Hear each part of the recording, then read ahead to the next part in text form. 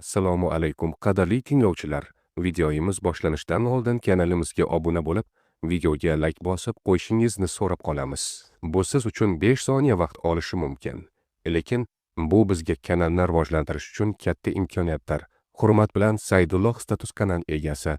Marhamat. Tomosha. Bir kuni ko'chada piyoda yurib ketayotgandim. Atrof sokin, osmon bulutli, ko'nglim esa biroz g'amgin edi. Shunda ko'chani kesib o'tayotgan ikki kishiga ko'zim tushdi. Ota va bola. Oddiy hol deb o'yladim avval. Ammo keyinroq yuragimni nimadir zirq etib tortib yubordi.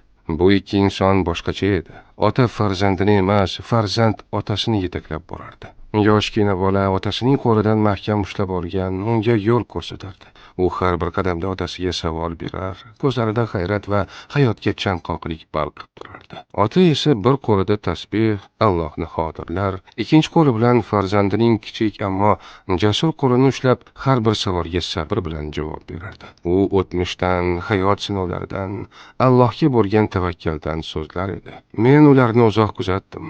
Bola otasini yetaklab borar, ammo aslida otaning donoligi bolaga yo'l ko'rsatar edi. Ota ko'r emasdi, lekin yoshi ulg'aygan, ko'zlari ojizlangan. Ko'rmasdi, ammo qalbi ko'rardi. Ko'rmasdi, ammo qalbi so'zlardi. Bola esa hali kichkina bo'lsa-da, qalbida ulug' mas'uliyat ko'tarib borardi. Uning har bir savoli Alloh izzatini izlaganday, har bir nigohi otasi mehrini his qilganda edi. Men hayratda qoldim. Necha bor o'zimizda bor ne'matlardan nolib, shikoyat qilgan kunlarim yodimga tushdi. Necha bor ota-onamning gaplarini eshitmay, hali yoshman degan bahonalarim ko'z oldimdan o'tdi. O'sha bola menga sabab berdi. U menga Allohni eslashda bardavom bo'lgan otasidan, hayot haqidagi fikrlarini chanqoqlik bilan o'rgangan o'zidan dars berdi. O'sha kichik qadamlar, o'sha tasbih tovushi, o'sha savollar yuragimda bir umrga iz qoldirdi. Xulosa shuki, ey inson, Alloh seni ko'rib turibdi. Ota-onang hali sening oldingda. Ularga xizmat qilish uchun yosh kutma. Savol ber, tingla, o'rgan, duo ol. Chunki bir kun keladi. Sen yetaklagan qo'llar bo'shab bo'ladi. Savollar javobsiz qoladi. Ammo bugun bo'l. Bugun xizmat qilish, bugun quchoqlash, bugun duo olish kuni. Allohni unutmagan otani ko'rganingda, unga suyanch bo'lgan bolani ko'rganingda, yuragingni o'sha ko'z yosh bilan yuvgin.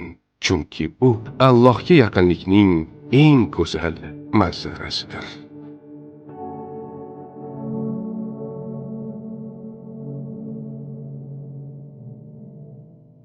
Agar mavzuyimiz qiziqarli bo'lgan bo'lsa va ushbu mavzuning keyingi qismi chiqishini xohlasangiz, izohga ikkinchi qismi deb o'z fikringizni yozib qoldiring.